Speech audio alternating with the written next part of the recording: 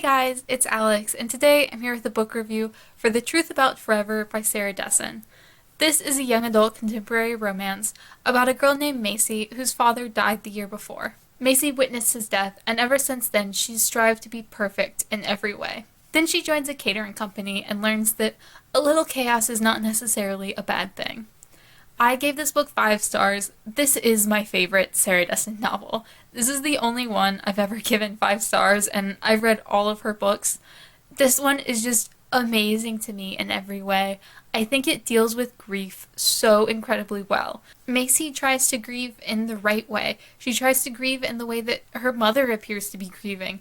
It just captures that grief so well. And this book is honestly more about Macy's character development and her growth as a person than it is the relationship. The relationship is definitely there and it's definitely at the forefront, and it's kind of also the catalyst for everything that happens, but the book revolves around Macy and Macy coming to terms with who she is as a person and kind of growing up a little bit.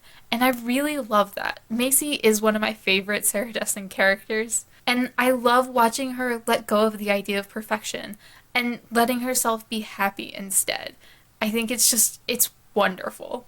I also really enjoyed the family dynamic in this book. Because her father's dead, it's just Macy, her mom, and her older sister who's already married and living far away. But Macy's relationship with her mother is very well done, and I think I particularly enjoyed it because it kind of showed me a glimpse into what my relationship with my mother was like. It was kind of similar, and it's not a dynamic that I see very much in books. Macy and her mother get along just fine for the most part. They're pleasant to each other, they're polite to each other, they talk, but they don't really talk about anything important. Everything is kind of surface level, and they're just kind of pleasant without actually being close.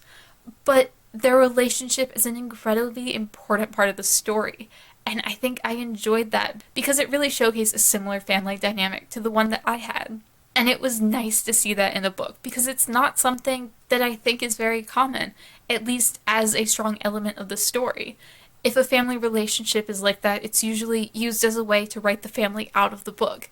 But in this, it was the opposite. It was kind of the catalyst for everything that happened. I think it was wonderfully done. Macy just kind of instinctively hides small things, not out of any kind of maliciousness, but just because she wants to make life easier for both her and her mother, and she knows no one's going to be particularly happy about these small little things, so she just kind of keeps them to herself. And I enjoyed that so much. I also love the relationship of Macy and Wes. I guess it's called a slow burn relationship, but they don't get together for most of this book, although it is a romance novel. They're allowed so much time to get to know each other, and by the time they do get together, they're so close already that I was just in love with the idea of that they're not dating and then getting to know each other. They're getting to know each other as friends first. There is an instant attraction. Wes is described as gorgeous, and Macy's like, wow, he's really hot. But it's all very surface level until they get to know each other, and then their relationship gets so much deeper, and I just really enjoyed that. I like that they were given the time to get close before they started falling in love. One dynamic in this book that I know some people might struggle with is the fact that Macy and Wes are both in relationships.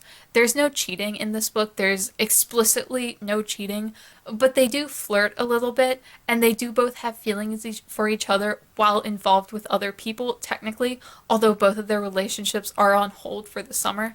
So I know that's an element that not everyone is down for. There is no cheating in this book, but I do know that that's something most people don't enjoy. I thought it was very well done. It personally didn't bother me at all, and I actually liked that it was added to the story like that. But again, I know that's not everyone's thing. The only thing I was a little bit kind of meh on was the ending. I do expect in books like this that everything's going to be wrapped up in the end and we're going to get a happy ending.